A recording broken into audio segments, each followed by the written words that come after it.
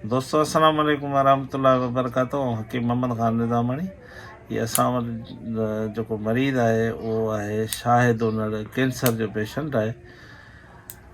तो मैं ये उर्दू में बात करता हूँ आज पूरा पाकिस्तान सुन ले ताकि ये बहुत से लोगों को फ़ायदा हुए।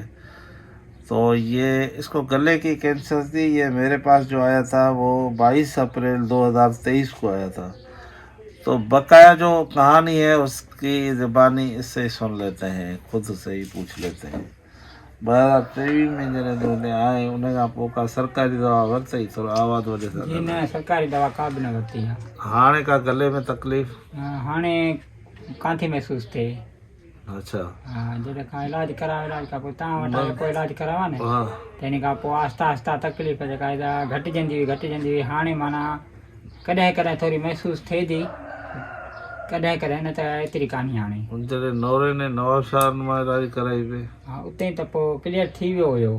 पोइ वरी हुननि त ऑपरेशन जो चयो, शुरू कोन थियो, वरी रुकावट कोन हुई त हुननि चयो त ऑपरेशन करा। ऑपरेशन मूं कोन करायो। तव्हां चयो त हिनखे हाणे ख़तमु करण लाइ इलाजु कयूं था, उहो त माना सुकी हिन जी पाड़ ख़तमु थी वञे।